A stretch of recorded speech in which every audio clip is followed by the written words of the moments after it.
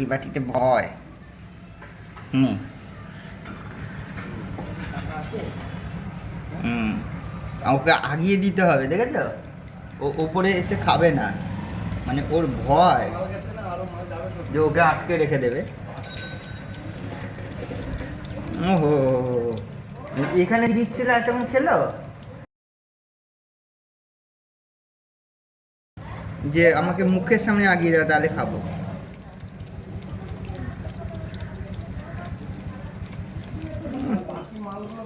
কিভাবে খাচ্ছে দেখো।